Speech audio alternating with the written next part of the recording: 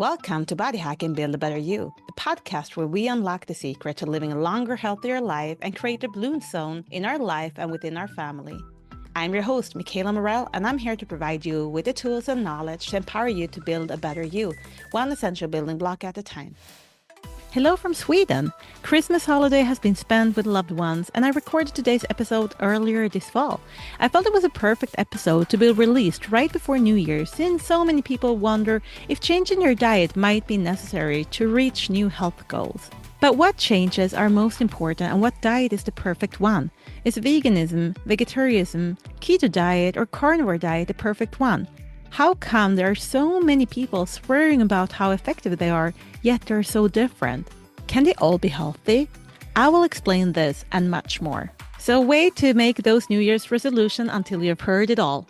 I want to remind you that this podcast is for educational and entertainment purposes only. Read the disclaimer in the show notes, and I want to remind you to always consult your healthcare provider if you plan to make any dietary changes. Welcome to my podcast, Body Hacking, Build a Better You. I'm your host, Michaela Morell, and today I wanted to talk about what is the optimal diet. So I was traveling to London this last weekend, and I was sitting around the dinner table talking with a good friend of mine that I actually met on a podcasting course, Nicole. And we were talking about what is the optimal diet. So I kind of wished I had a mic with me because the conversation was really good. But I'm going to try to replay the conversation we had. So, a lot of people out there, and I can understand the frustration out there because a lot of people have tried different diets, they have tried to cut out some different types of foods, they've tried to implement more of some foods, they're trying and trying and trying to find what is working for their body. And when someone is asking me, what is the optimal diet? I always say, well, it depends because there is no right and wrong here. What is optimal, however, is to make sure that the body have everything it needs. And what does the body really need? Well, it needs foods that are foods. Okay, if the food you're eating is not technically food that the body is able to recognize, the body is most likely not going to have any benefits from the food, and it might even be harmful. So when we're looking at foods, we want it to be as few ingredients as possible. We want it to be as close to what it was designed by nature to do with our bodies. So when we're looking at diet, we need to understand how the body's built up. And the body's built up mainly by proteins, and they're built up with fats. And then we're having vitamins and minerals that are helping and supporting our body function. So even when we're looking at the cell membrane that are building up and where you might remember biology and we have the DNA in the middle, but very few people have been focusing on the cell membrane. The cell membrane is actually built up mainly with fats and proteins. So we have to understand that the body has certain need for different nutrients to be able to build up healthy cells. And if the cells are not working, well, then we're gonna not be able to produce as much energy as we need. And a lot of the communication between the cells will not function. And even the hormone receptors that are on top of the cell membrane might be numbed out and not be able to function. And maybe that's the reason why there is an epidemic of hormonal issues in this country and in the world. Everything from thyroid issues to diabetes to insulin resistance and all of the other types of hormonal issues people are experiencing. And even if we go to the doctor, even if we're checking our levels and we're getting medication and we're getting that into our blood, we might still feel like there is no improvements. But you go back to the doctor, he checked your blood work again, and it looks perfect. You have got the added hormones into your blood system. But what does the added hormone do unless we're able to have the hormones attached to the hormone receptor? But if we're going to go back to what diet is optimal, I got very excited there for a minute talking about hormones, but that will be another episode where we will deep dive in hormones and understand how they are built up and so on. But the perfect diet need to contain all the essential vitamins, all the essential minerals, all the essential fatty acids, and all the essential proteins. And if it's not containing all of these essentials, any diet can be harmful. I repeat, if your diet is not containing all the essential proteins, essential fatty acids, essential vitamins, and essential minerals, every single diet can be harmful. But if it's containing all of these, every single diet can be very positive. It can work really well for you. So looking at the different diet types that people usually are putting people into different compartments is being a vegetarian, being a vegan, being a carnivore, and being an omnivore. And here's the thing, when we're looking, because there are so many vegetarians that says that that diet is the best diet ever, there's a lot of vegans saying that that is the only diet that is good for the body. And then we have carnivores that is completely eating the complete opposite from vegans, and still they are thriving, they are talking that their diet is the best diet. And how come people can eat so different and still be thriving and still be loving their diet? Well, I have a theory. And if you like my theory, I think you will like the rest of my podcast. So make sure to tune in every single week. Because when I'm looking at how the body's built up, when I am taking blood samples and measuring how the cell membranes are doing, I can see that when people are struggling with their health, and they have cell membranes that are built up the wrong way, what is happening then? Well, our gut is struggling, and it's struggling with breaking down the foods that we're eating, and especially when we're combining a lot of different foods together. So being a normal person are struggling with your health and turning into a vegetarian, you usually cut out a lot of the proteins. So it's easier for the gut to handle only two of the things. So then it's only handling the fats and the carbohydrates, and you're leaving protein behind. If you would only have been eating carbs, the gut would also feel better than eating all three together, because it's less work for the gut to just break down one food group at a time. So you will start feeling better, you will start thriving because it's easier for the gut to function. The same thing when you are vegan. You usually cut out a lot of the processed foods and you're cutting out the meats. So it's easier for the body to digest. But have you solved the problem of having a digestive system that is not working? Most likely the answer is no. I have been measuring a lot of vegans out there and vegetarians, and their health is not great. So it's just a trick on the body, and the body feels it's working better and functioning better.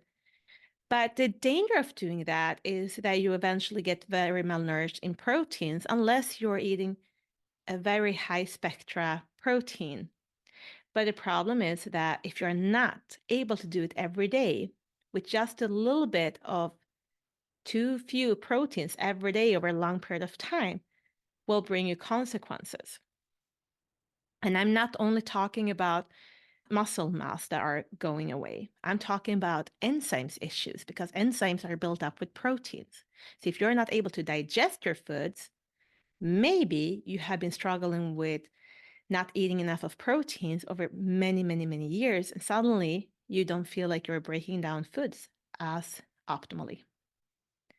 We're also talking about hormonal issues. Hormones are also built up with protein. But going back to carnivores then, when they cut out a lot of fruit and veggies, and especially veggies, and they usually don't eat much of processed foods, then they cut out carbs, and they are staying with fat and with meat, which is very easy for the body to break down if you're cutting out carbs. But again, is that optimally? Have they fixed the imbalance on cell membrane? And actually, usually their membranes are a little bit healthier because they have implemented more fats from the animal kingdom that we used to eat when we're looking at our life here on Earth, and we're looking at the long time span we have been here. Our balance on our cell membrane level used to be a lot better than it is today. And the carnivore diet is usually moving people closer to that sweet spot, the optimal levels. But measuring them too, they can still be struggling with not having optimal levels.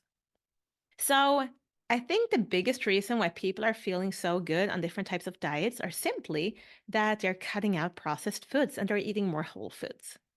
And then they're cutting out one food group that is making it easier for your body to digest.